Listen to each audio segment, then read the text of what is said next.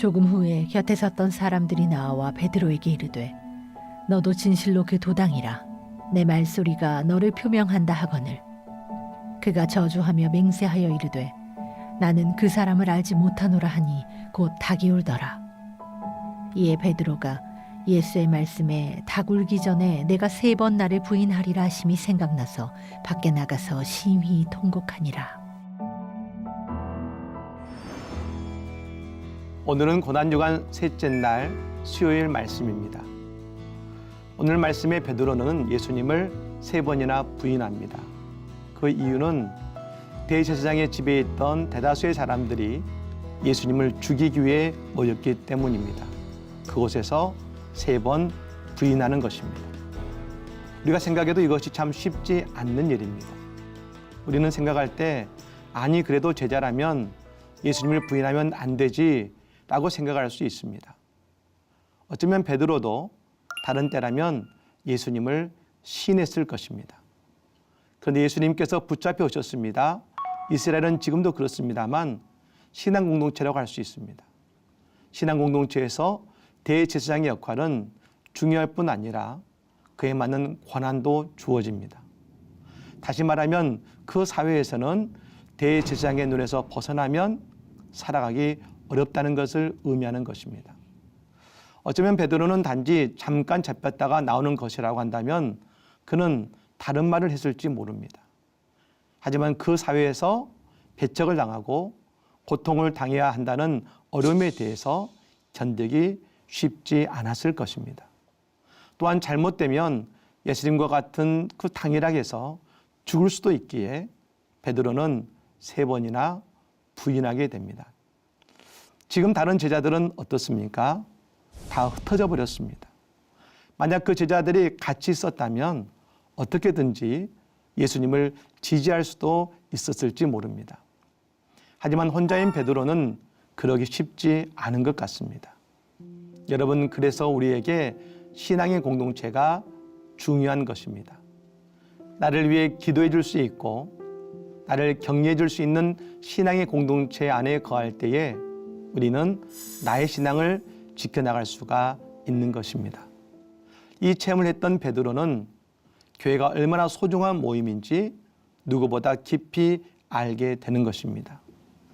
지금 한국 교회는 가난한 성도가 많이 늘어나고 있습니다. 교회에 안 나가라고 하는 성도를 빗대어 하는 말입니다.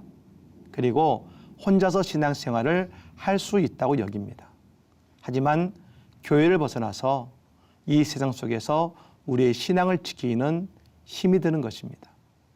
혹시 교회는 다니시지만 등록은 하지 않고 그저 교회만 출석하지는 않으십니까?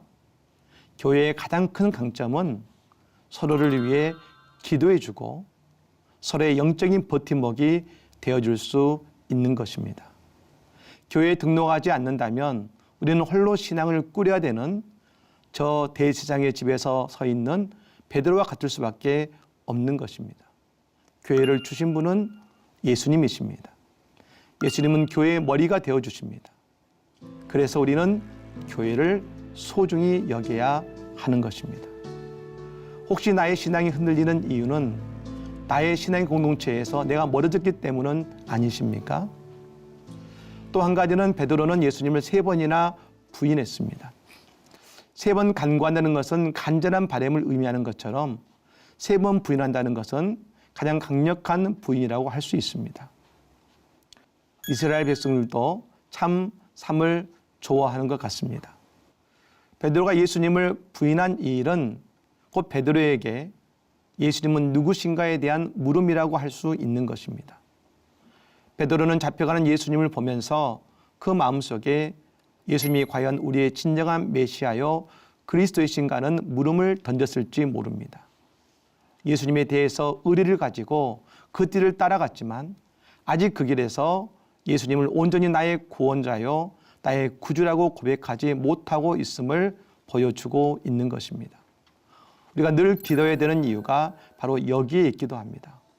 우리가 기도하지 않고 하나님의 말씀 안에 거하지 않으면 우리는 예수님이 구원자요 나의 구세주라는 고백이 점점 약해지는 것입니다. 우리가 예수님을 나의 구주로 고백하며 기도하면 문제보다 예수님이 더 커 보입니다. 그러나 기도하지 않으면 세상의 예수님보다 더 커 보이는 것입니다. 결국 베드로에게 예수님보다 세상이 더 커 보이기 때문에 예수님을 3번이나 부인한 것입니다.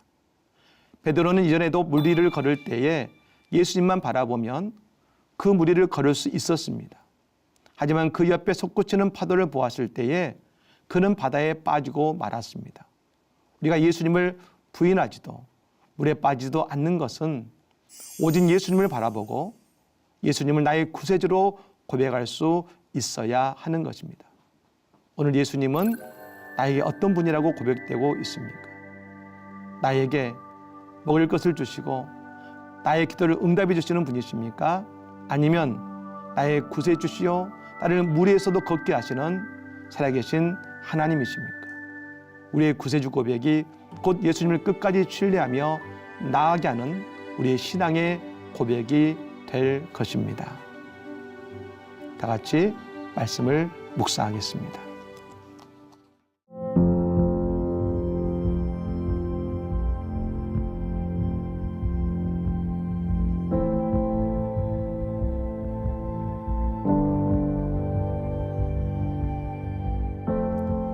은혜의 주님, 우리는 연약해서 늘 예수님을 부인하는 베드로와 같습니다.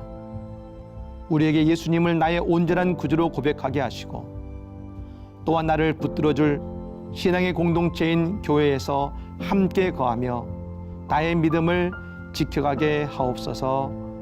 예수님의 이름으로 기도드립니다. 아멘.